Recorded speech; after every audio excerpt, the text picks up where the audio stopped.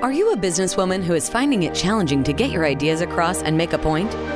Welcome to Speakers Who Get Results with Elizabeth Bachman, a podcast dedicated to helping women get the visibility they want, whether making a speech or talking in a meeting.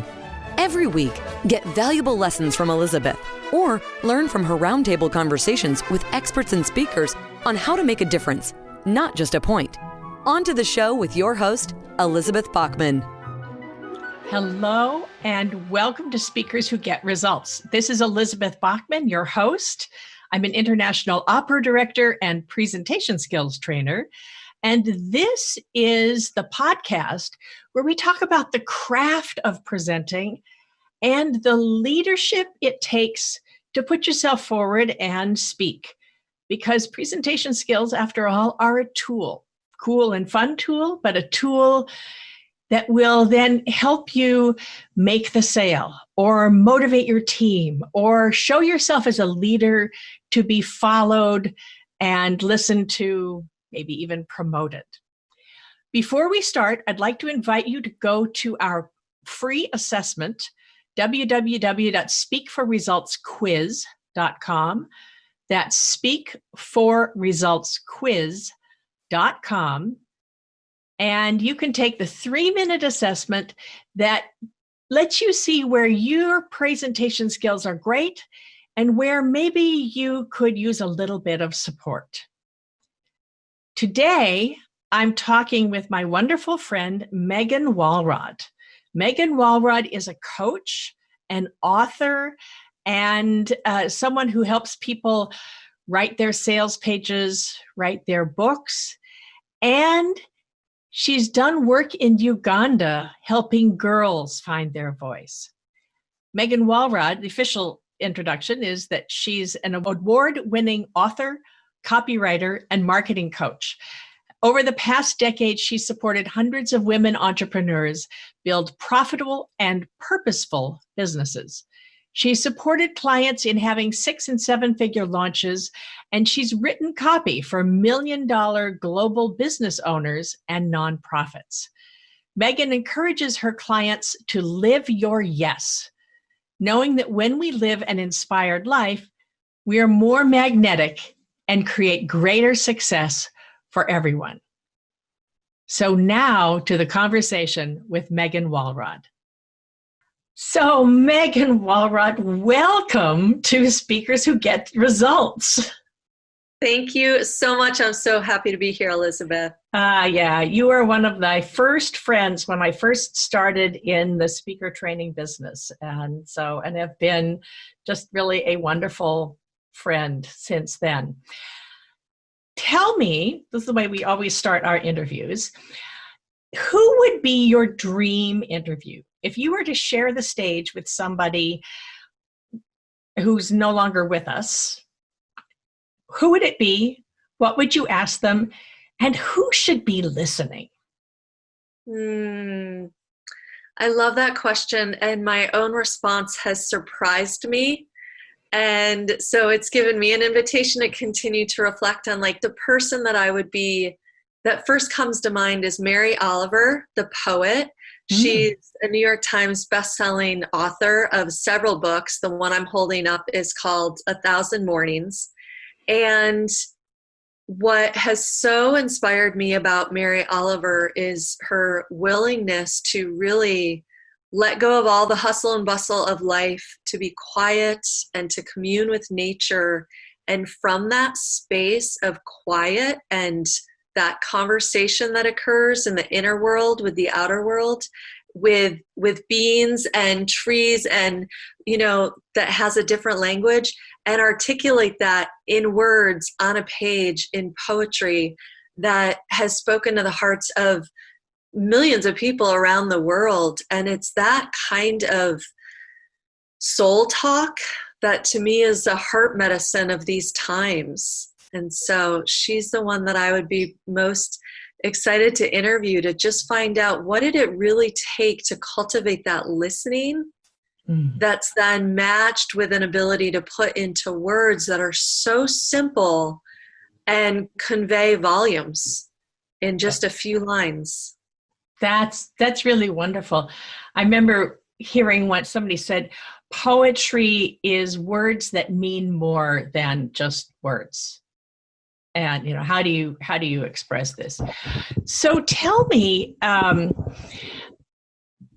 you were talking about the love language of sales and so forth, but this is also an international podcast. And part of what I love is how people's languages in cross-cultural communication. And you've spent time in Uganda helping girls communicate. Can you tell us a little bit about that? Absolutely. And so I actually ended up creating a book with these amazing girls. So it's called We Have Something to Say.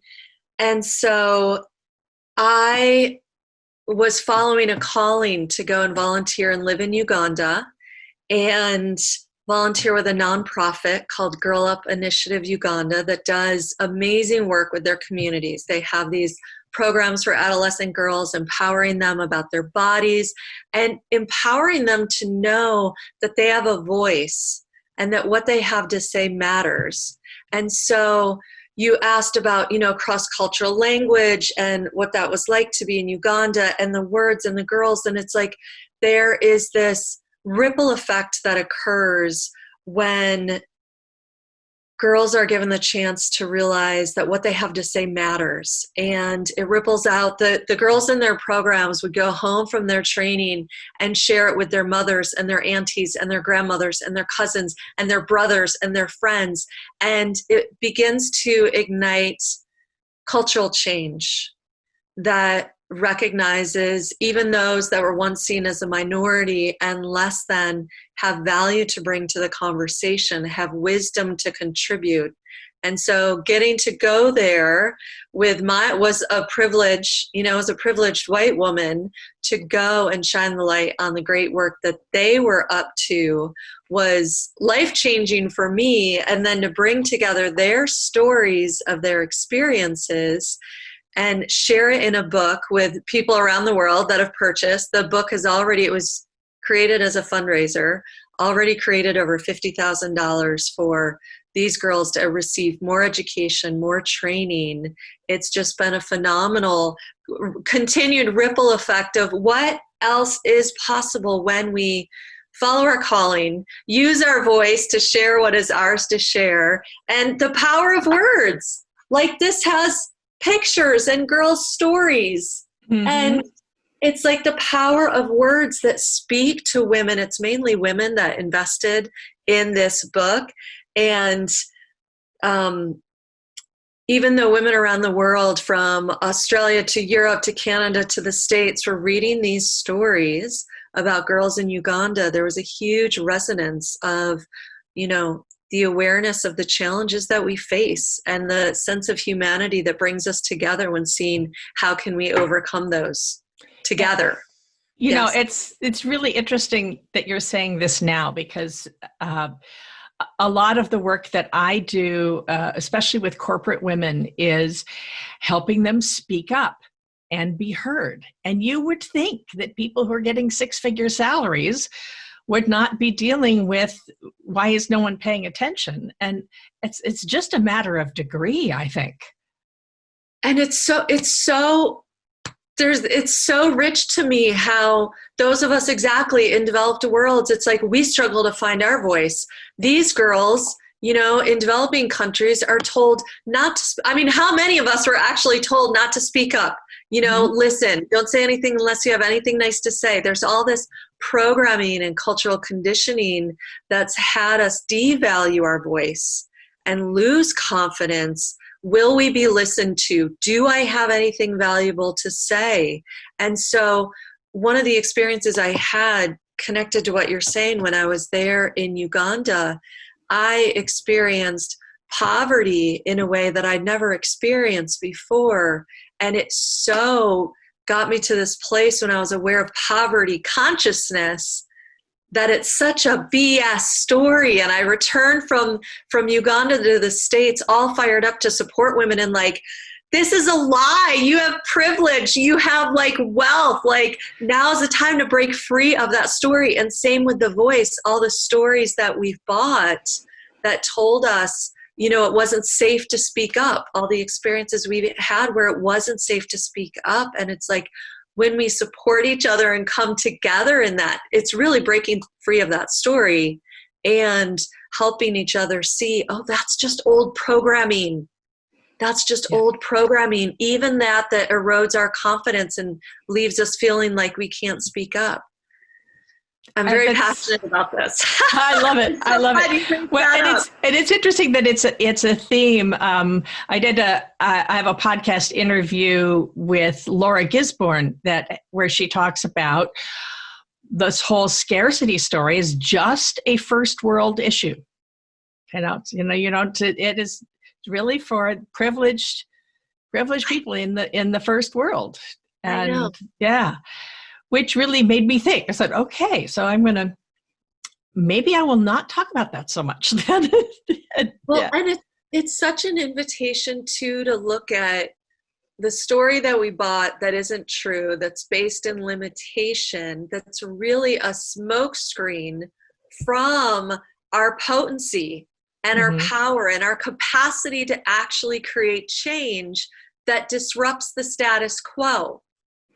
And so when we speak our voice, when we speak our truth, I'm getting chills, there is a disruption that occurs. It can feel like an inner revolution, an inner evolution, and spark that externally.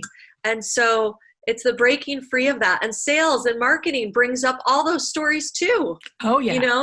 Those stories of, is what I'm offering enough? Does anyone want what I have to share? All of that, sales and being an entrepreneur, even as a woman entrepreneur in, developed countries, let alone other places around the world, it brings up all that old programming.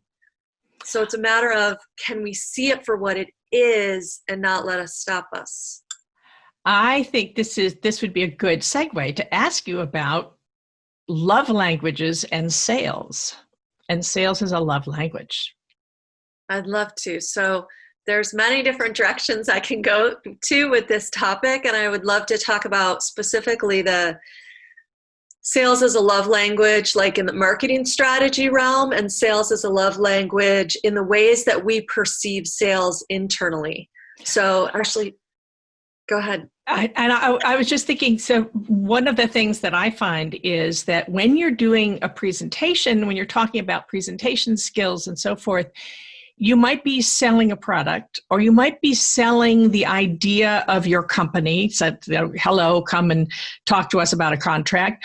Or inside a meeting, you're selling an idea.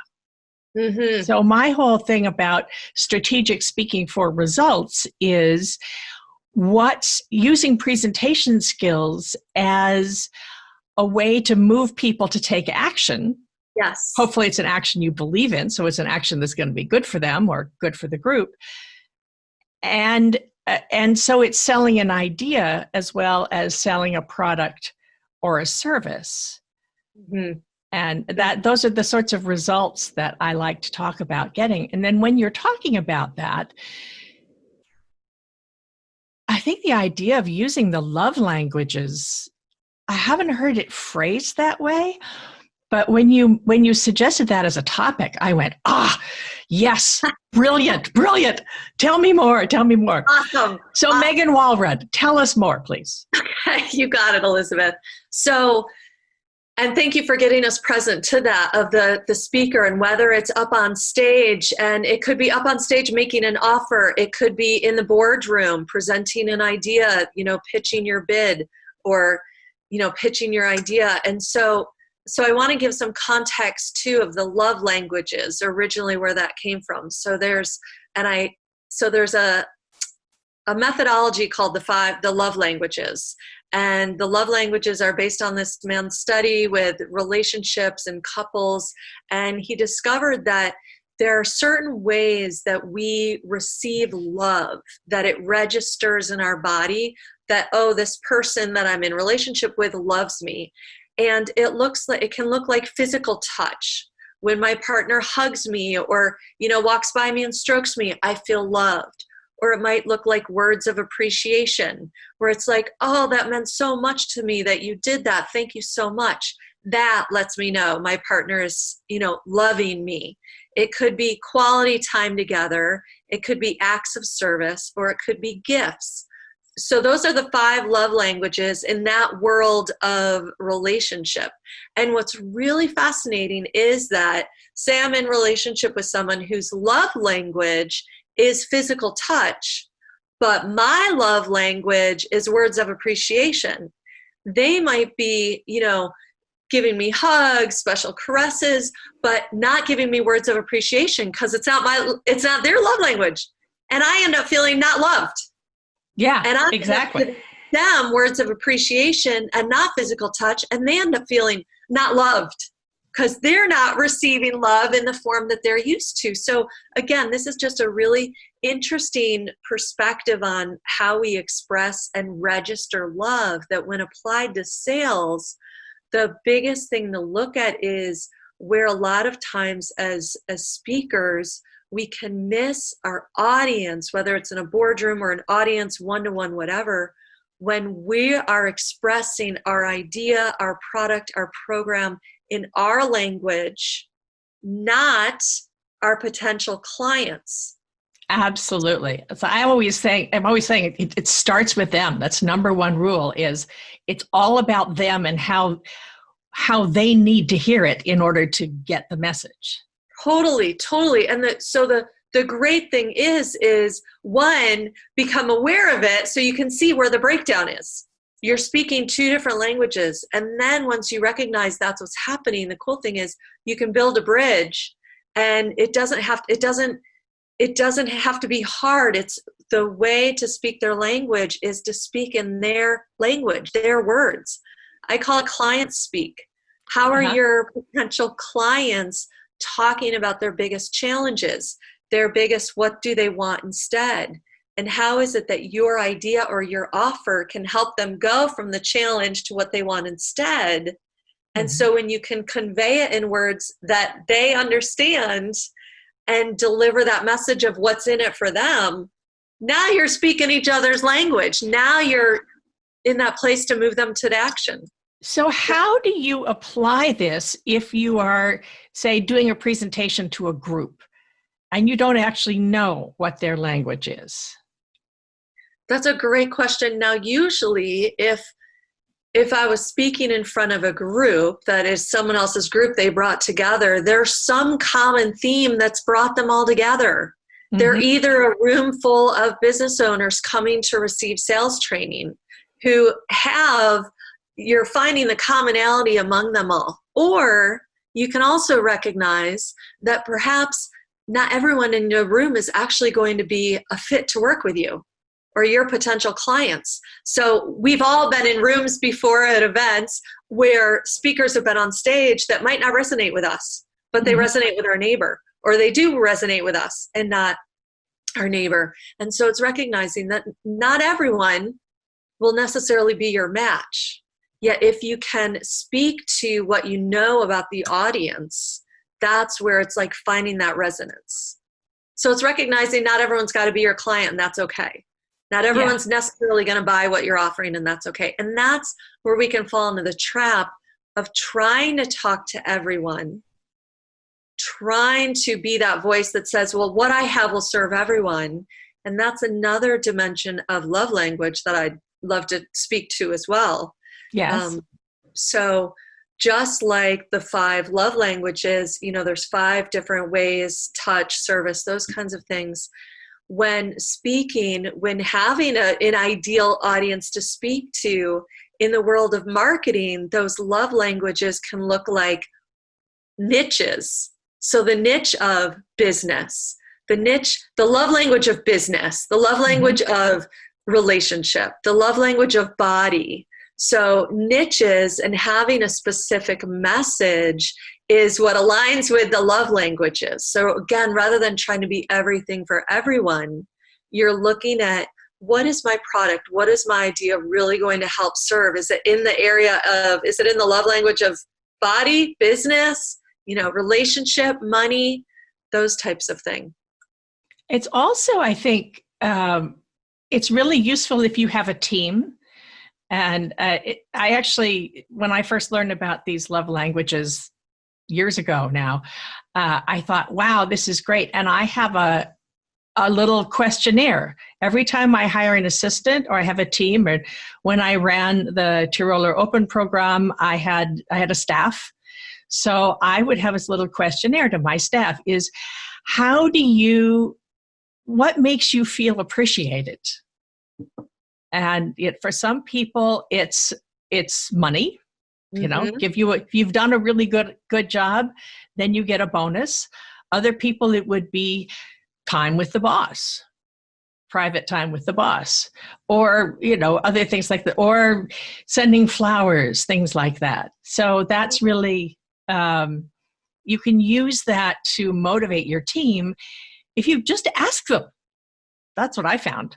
Totally. Absolutely. Marie Forleo actually has written about that before in one of her articles about how she uses the love languages with her team and has asked them, so they might have team targets to reach or individual targets, and their bonuses or the way of expressing praise will be according to what their love language is. It might be a certificate to go get a free massage or flowers, like you said, or public acknowledgement in front of the rest of the team about like a job well done. So absolutely, it can be done that way with your team, because ultimately you're inviting everyone in your team to be selling that idea, and you're selling them on the idea of what your company's all about. Exactly.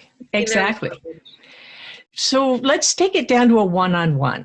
Say you're having a one-on-one enrollment conversation. How can you use these love languages in that context?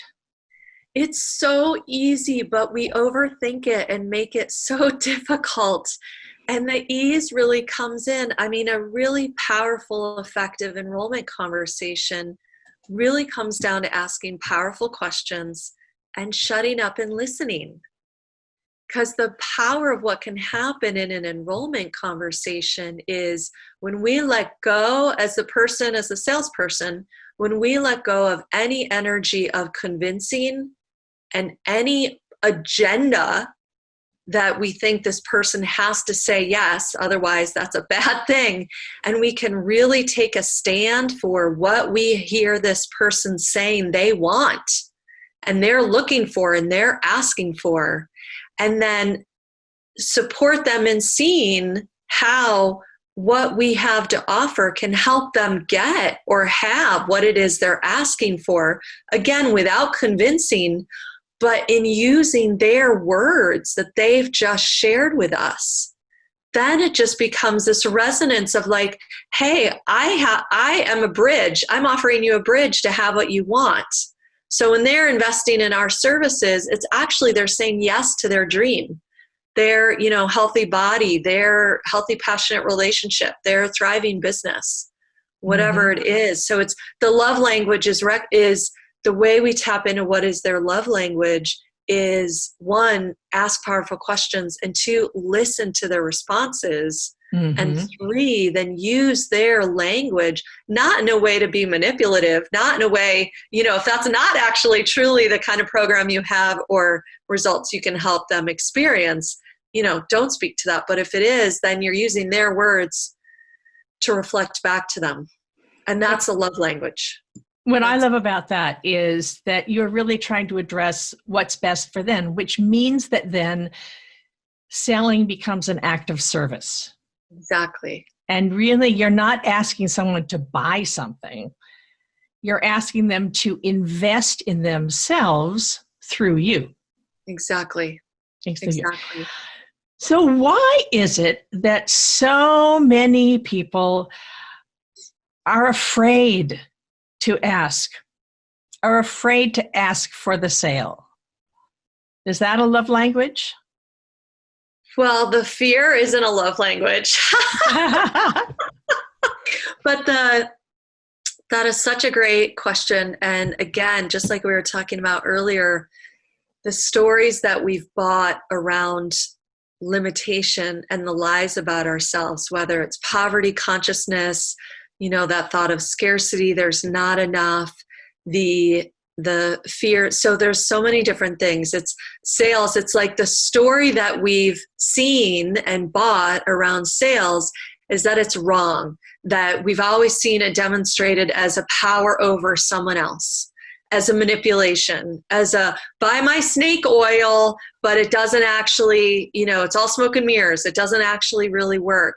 And so I feel like this is the era of getting to reclaim sales as a service, as a chance to have honest, real, sometimes tough conversations. Because when we as the entrepreneur, the business person, the salesperson is inviting someone to invest in themselves through our programs, their shit comes up, excuse my language. Yes. All of their programming and conditioning comes up. They really want this. But as they lean in to say yes, all the fears pop up. And so my sense is the thing that has us fear sales and fear those conversations, in addition to all of that, programming that we've bought of what we've made sales mean that isn't necessarily true, is also that it's a chance to have a powerful transformational conversation, whether you're on the stage speaking to dozens, hundreds, thousands, or in a one-on-one conversation. It is powerful because what's happening there is a disruption of the status quo. Every time someone says yes to getting support, they are saying yes to going beyond where they are and exploring what else is possible for their lives. And that's a personal revolution. I love that. I love that. So could you talk a little bit about how this would apply if you're asking money for yourself? Because another big place that the fear comes up is asking for the sale if you are selling your services, or asking for the promotion. I certainly, when that sort of thing happens, it's when my mom is in my head. That's like channeling my mom saying, don't brag, don't ask for too much. It's not ladylike. Oh, bless your mom. And we all have those stories, don't we? Those stories of someone who told us, don't ask for money, or you've got enough already. Don't keep asking for more. Or so again, we're getting at like all the stories and the lies we've bought about money, about sales, about ourselves. And I want to share a story with you that supported me in getting over myself and that programming when it came to money. Now, what was different was when I had the idea to co-write this book with these girls in the nonprofit in Uganda. It was an inspired vision of an idea, and I took it to the team and they all said yes. And they didn't have the budget to bring a book into the world, to get it published and printed. So I did something I'd never done before. I did a fundraiser. And I went to my community and asked them to contribute money to this cause. And I got to face all of my fears and concerns. What would my community think of me? I'm coming to them, asking them for money, for a project, for a dream that I can see, that I can believe in, for these girls, for their stories. What will they say? They ultimately ended up saying yes, and we were able to raise over $6,000 to bring this book into form. Now, was it different because I was asking for money for a cause I believed in, not my own services, not my own bank account? Absolutely. Yeah. Every time I noticed a fear or a gremlin or that inner voice, whether it's my mom or my dad's or whatever, I was like, it's for the girls. Do it for the girls. So I was able to get out of my own way. And so how we can use that for ourselves individually when we're selling, when we're asking for the money. One of the things, and I know a lot of my colleagues and mentors, it was Jesse and Charlotte with Thrive Academy where we first met, who introduced me to this idea of standing for something even bigger than ourselves with our business.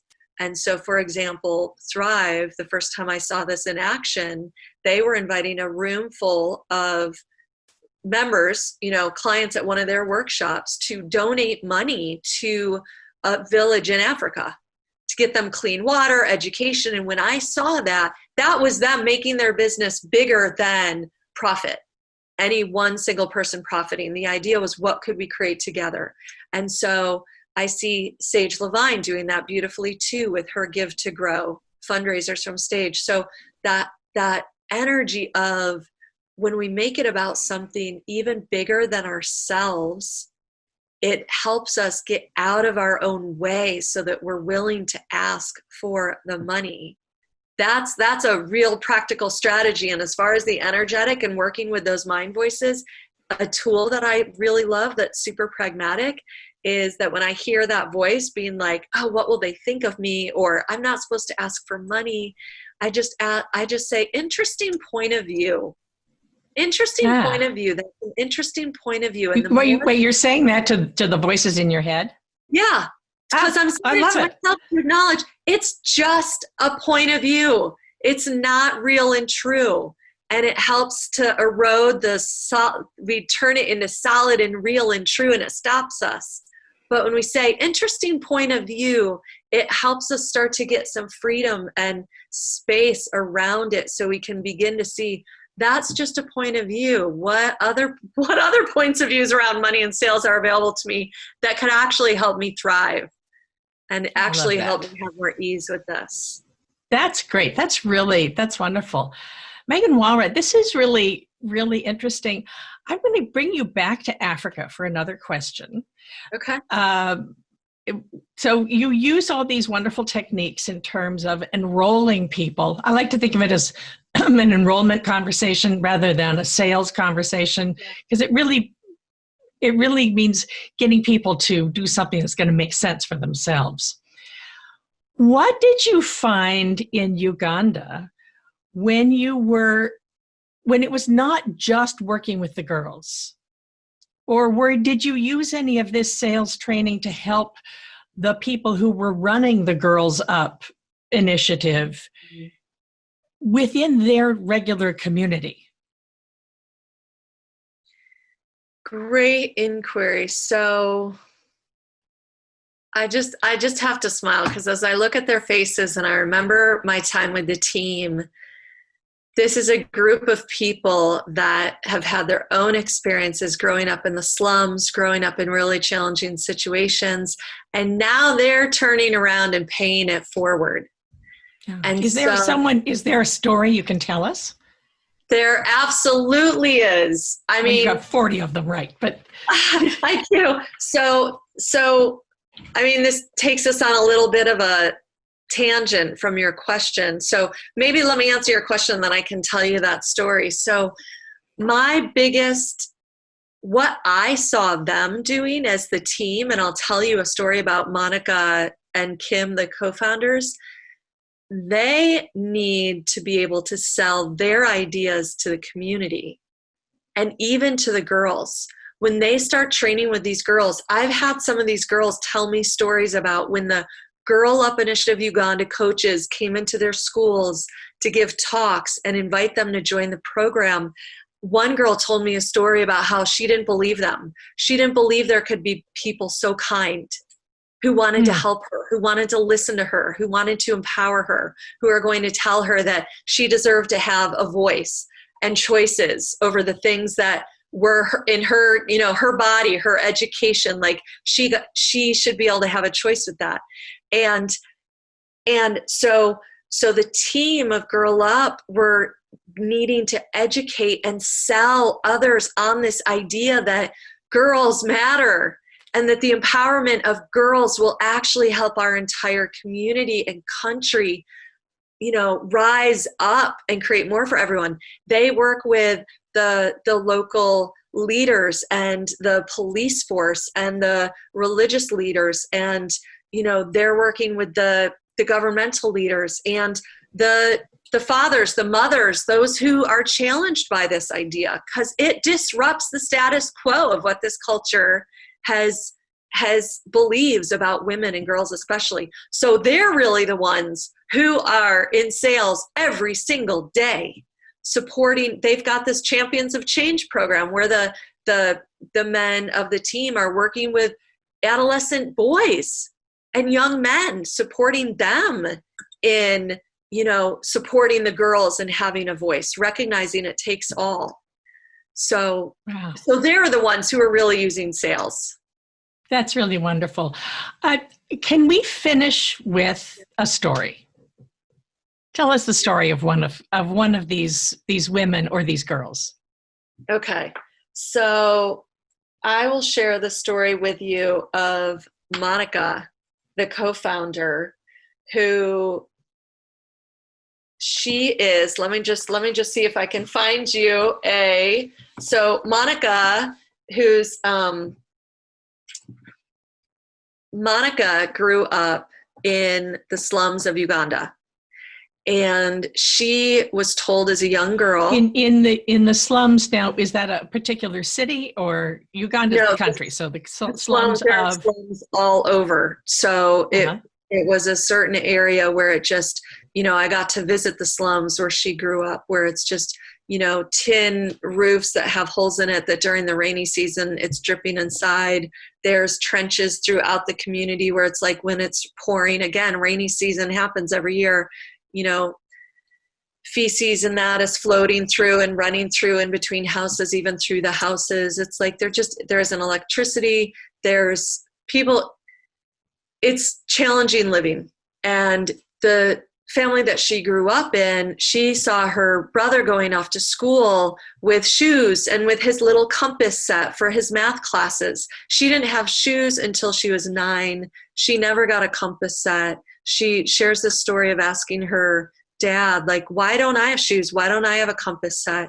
And him telling her that it was her brother that they had to put their energies into, not her, because one day she would be married off and she wouldn't be there as part of the family anymore. And so that it was the son that was going to carry on and be the one to be able to take care of the family. So it wasn't until Monica actually got mentorship in secondary school and she had a teacher see her potential and talk with her about leadership, talk with her about helping her see the special gifts that she had of speaking, of performing, of enrolling people in her ideas, of making the school a better place, of making the community a better place. So she ended up partnering with Kim Wolf, this white privileged woman from Santa Barbara, California. They ended up meeting in Uganda, creating this vision of supporting girls in rising up. And so it was through Monica's own experience in secondary school, she began to thrive because she had mentorship. She had teachers believing in her, giving her opportunities to showcase her skills. She ended up being able to get scholarship to the best university in the country. She went on to get a master's degree in London, again, scholarship based. And now she's creating something more for the adolescent girls and really the communities of Kampala in Uganda, paying it forward because she knows that when these girls have mentorship and someone who can see their unique gifts, and it's like love language beyond any kind of sales and marketing. It really is the love language of service and paying it forward. So that's in a nutshell the story of Monica, of paying it forward, where she came from and what she's now created. They're now touching the lives of thousands of girls and getting all kinds of support to continue to roll their programs out. Well, Megan Walrod, this has just been such a delight to talk to you about. We're going to be leaving ways to contact you and to contact the girls up in Uganda and ways to order the book. Those will all be in the show notes of the podcast. And so, Megan, thank you so much, my friend. I'm so glad that you joined us. This has been Elizabeth Bachman, Speakers Who Get Results. And let me remind you that if you're interested in sharpening your presentation skills, take our free assessment. It takes about 3 minutes. You go to www.speakforresultsquiz.com. That's speakforresultsquiz.com. In about 3 minutes, you can see where you are rocking your presentation skills and where maybe you might need a little bit of support. This has been Elizabeth Bachman. I'll see you on the next one. We have just concluded another great episode of Speakers Who Get Results with your host, Elizabeth Bachman. If you got value from today's episode, please feel free to share us with your friends and colleagues. You may also visit elizabethbachman.com for additional resources. Be sure to tune in every week for new episodes, and thanks for tuning in.